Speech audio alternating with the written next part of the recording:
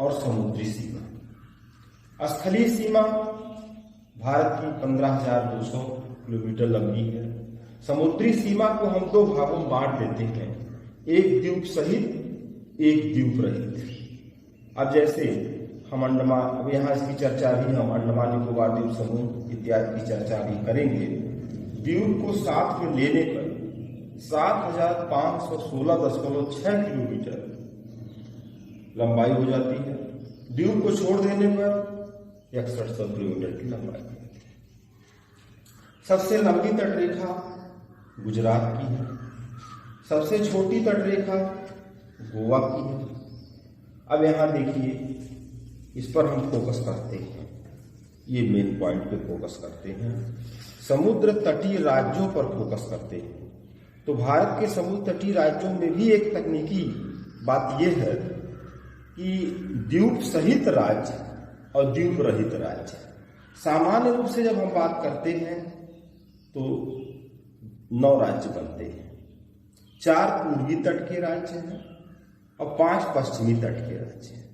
पूर्वी तट के राज्यों में उत्तर से अगर चलेंगे, पश्चिम बंगाल, उड़ीसा, आंध्र प्रदेश, तमिलनाडु। पश्चिम तट के राज्यों पर चलेंगे, गुजरात, महाराष्ट्र, गोवा, कर्नाटक, केरल। तो 5 धन 4 बराबर 9।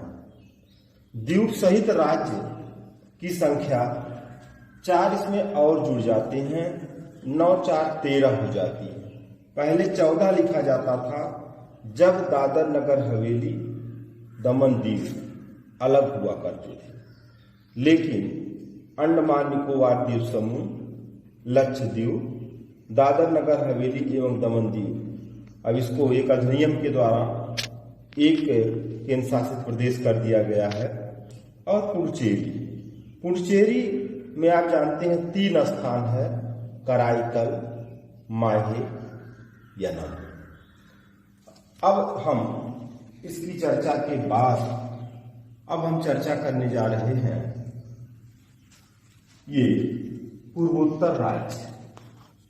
बहुत महत्वपूर्ण बिंदु है जिसे 7 बहनों का प्रदेश कहा जाता है। 5 सिस्टर्स रीजन, और सिक्किम उसका भाई है। क्षेत्रफल की दृष्टि से सबसे बड़ा केंद्र शासित प्रदेश लद्दाख हो गया।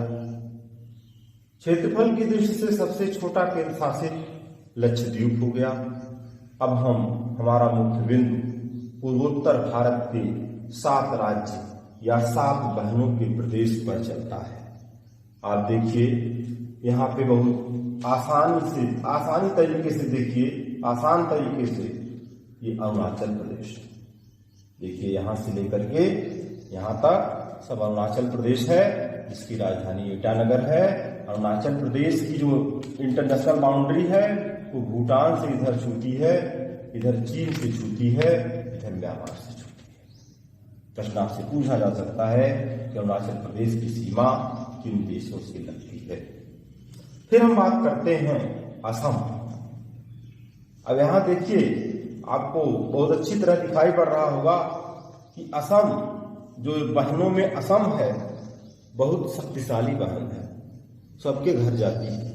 अर्थात उसकी जो बाउंड्री है, उसकी सीमा है, उसकी शादी बड़े अच्छे घर हुई है और उसकी सीमा, उसका घर बहुत लंबा है, इस नाते उसको बहुत बड़ा घमंड है।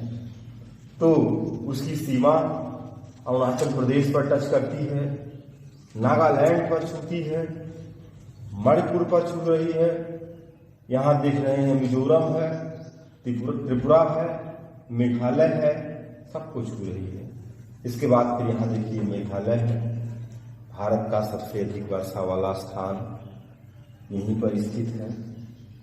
मासिनराम, गारो, खासो, जयंतिया की पहाड़ियों के बीच में मानसून जब फंसता है तो भारी वर्षा कर देता है। दक्षिण पश्चिम मानसून वो होता है।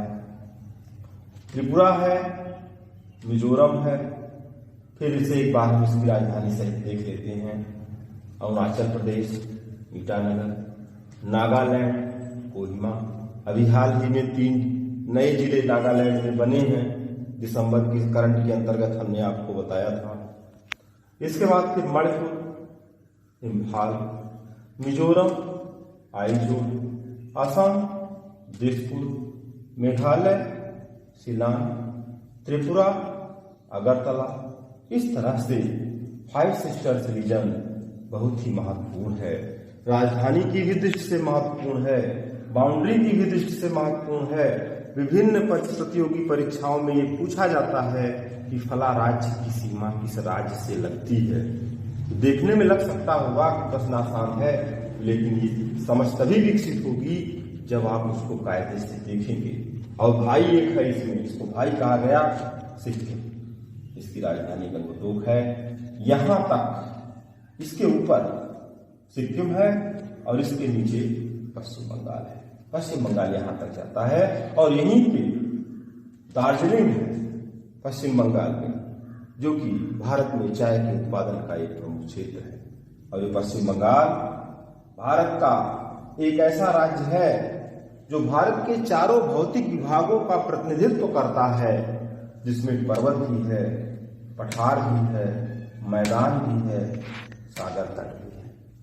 इसके बाद इसकी चर्चा होने के बाद फिर हम आपको यहाँ ले चलते हैं महत्वपूर्ण चैनल। हमने 8 चैनल कल आपको बता दिया था। मालदीव, मिनिकॉय के बीच, 9 चैनल मिनिकॉय, लक्षद्वीप के बीच, 10 चैनल दोनों अंडमान के बीच, ग्रेट चैनल अंडमान और इंडोनेशिया के बीच। इसकी चर्चा हमने कल कर दी थी। अब यहाँ पर एक चीज यहाँ देखते हैं, इस पर महत्वपूर्ण तथ्य है ये, इस पर ध्यान केंद्रित करते हैं। जलीय सीमा अंतरराष्ट्रीय समुद्री संगठन की एक व्यवस्था है। उस व्यवस्था के अनुसार जलीय सीमा का निर्धारण क्या किया गया है, उसको समझने का प्रयास करते हैं। उसको 3 भागों में विभाजित किया गया है। नंबर 1 प्रादेशिक जल सीमा, नंबर 2 संलग्न क्षेत्र, नंबर 3 अनन्य आर्थिक क्षेत्र। प्रादेशिक सीमा को क्षेत्रीय सागर कहते हैं। किसी भी देश के 12 समुद्री मील, अर्थात 1 समुद्री मील बराबर 1.8 किलोमीटर, 12 समुद्री मील का जो क्षेत्र होता है उसको प्रादेशिक जल सीमा कहा जाता है। उसकी क्या विशेषता है? इस क्षेत्र के उपयोग का संपूर्ण अधिकार उस देश को प्राप्त होता है। कुछ भी वहां पे वो कर सकता है। दूसरा है संलग्न क्षेत्र।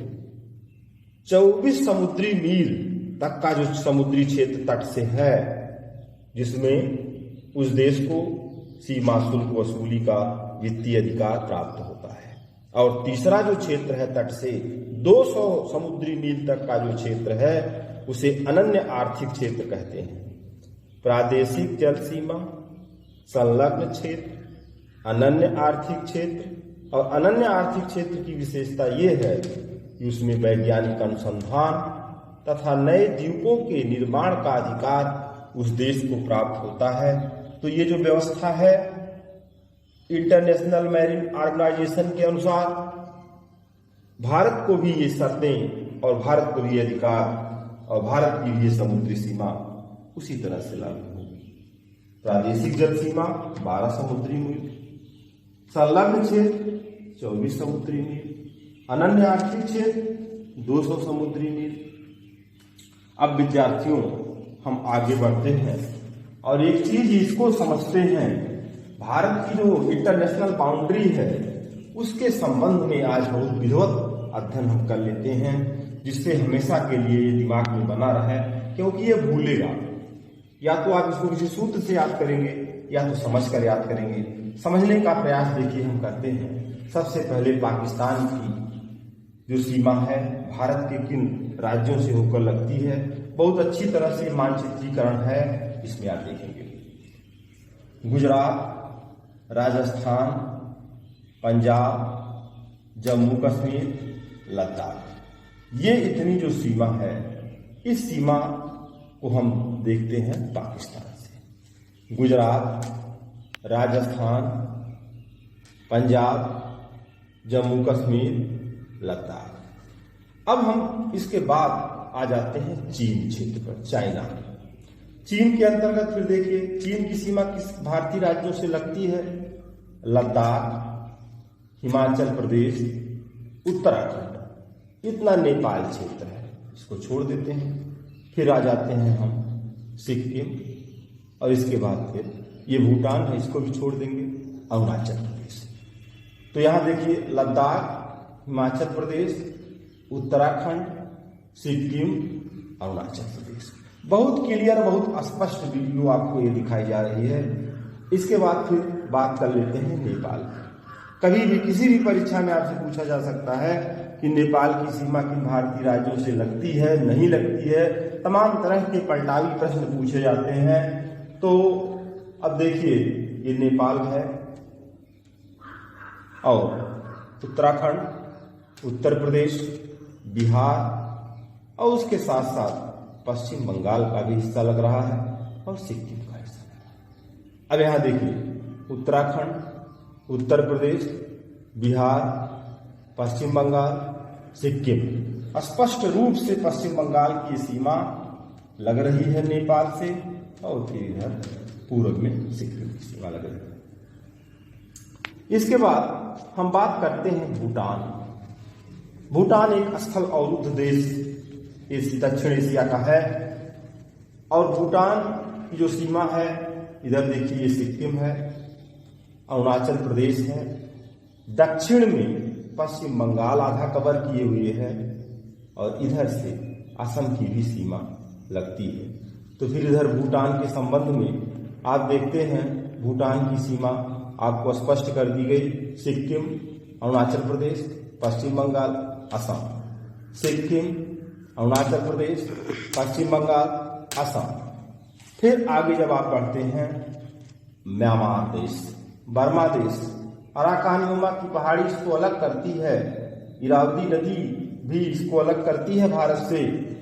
तो म्यांमार में आप देखिए, अरुणाचल प्रदेश, नागालैंड, मणिपुर, मिजोरम, ये म्यांमार है।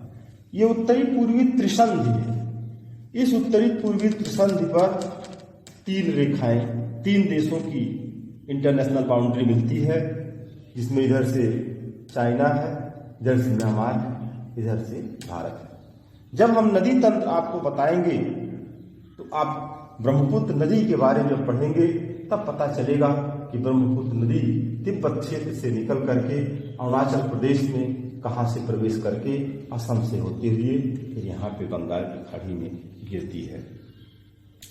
तो वो चैप्टर आपका स्पेशली अलग अलग नदियों का वर्णन होगा, उसकी चर्चा होगी। यहाँ पर हम आपको फिर अब ले चलते हैं बांग्लादेश। बांग्लादेश की यात्रा जब आप करते हैं तो जानते हैं कि ये पूर्वी पाकिस्तान था।